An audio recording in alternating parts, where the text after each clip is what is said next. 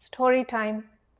Once a young man saw the reflection of the moon in a river on a full moon night. It was mesmerizing, but that young man didn't know it was the moon. He wanted to show it to his beloved, believing that she would be overjoyed to see it. He carefully attempted to grab the reflection, but every time he tried, it would only create ripples and distort the image. And so the young man felt disappointed and thought maybe he lacked the dexterity and skill, or maybe God was punishing him because lately he had been acting a little lazy. After struggling for a while, he just felt he didn't deserve it and gave up, and he sat on the shore with slumped shoulders. Sometime later, his friend showed up and asked him why he looked so dejected. The young man narrated his sorrows, and his friend told him to cheer up because he was not being punished. He asked his friend to look up at the sky.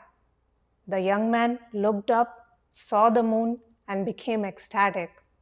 And then he went to his beloved, pointed at the moon, and she too was delighted to see it, and they both felt happy. In our own lives, we are all guilty of doing this. There is beauty and love within us, and we keep looking for it in other places. There are people whose presence evokes these feelings in us, yet the source is still us. Instead of asserting our own power, we give it away to others, whom we then use as permission slips to allow ourselves to feel these higher states. And then we become attached to others, believing that they are essential for our happiness.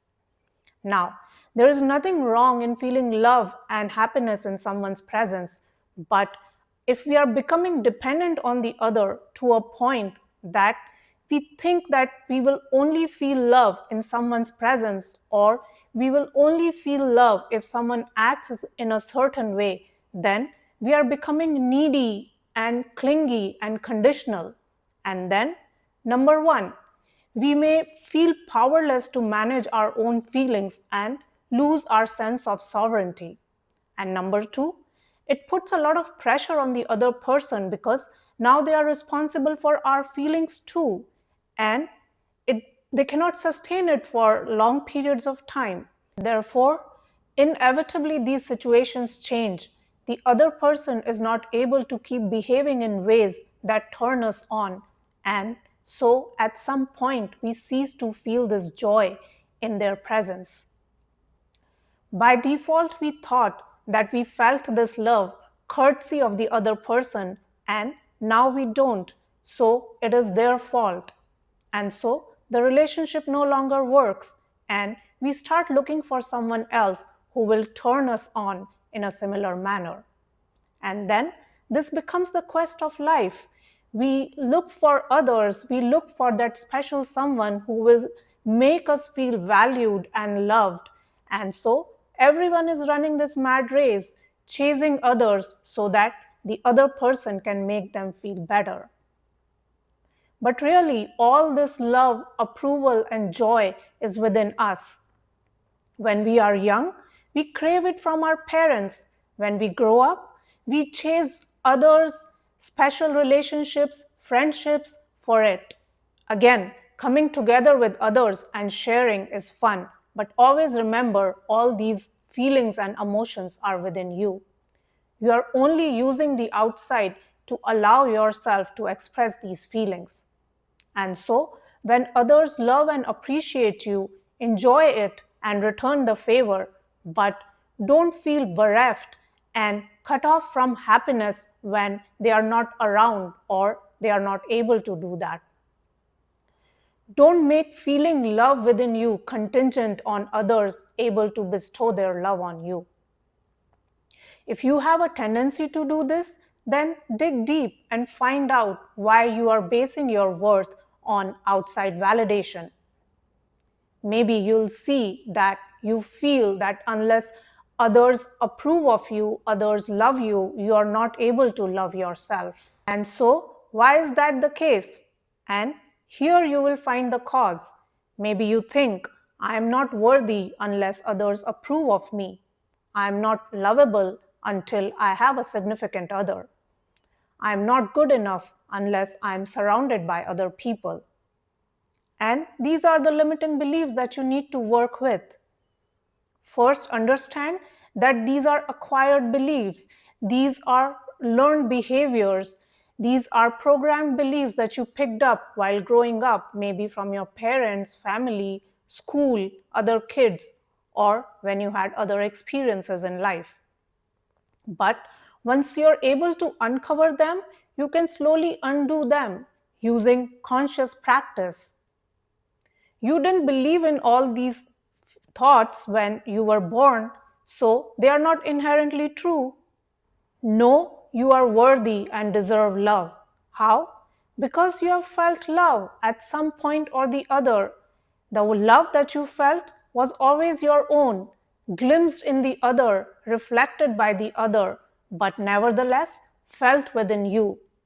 So, first, own this within yourself, or otherwise, you will keep chasing others, seeking validation. When we seek external approval, it never lasts because people change, we change, feelings change, circumstances change. And so, first and foremost, develop this relationship of love and trust with yourself. All the love that you have ever felt was always from you, even if it was initiated by the outside.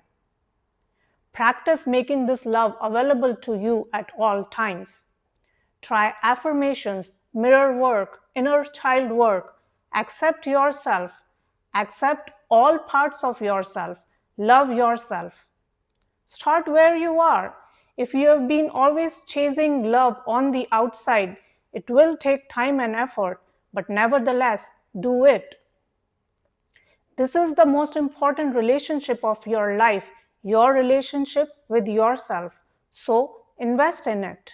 Slowly, start accepting yourself, approving of yourself, loving yourself, and then have relationships on the outside. That way, you will have real relationships based on love and sharing. And you are not expecting others to make you feel in ways that you yourself are incapable of feeling. It never works that way. If you feel you are unlovable, then no matter how many times the other person says it, it will never be enough. And then it might become an insidious mental battle of feeling you're not worthy, you're not deserving, and how life may be punishing you. Just like the young man in the story who was not able to grab the reflection of the moon in the water thought. On the other hand, when you love and accept yourself, your relationships are more fulfilling because you are contributing and sharing instead of only taking from the relationship. No matter how the relationship evolves, you always got you. Others are just a bonus. And such relationships are always a win-win. They are never draining. Remember, real love is within you. Others may reflect it for some time, but you are the origin. Stop chasing others for permission to experience this love. Feel it within and then share it with others.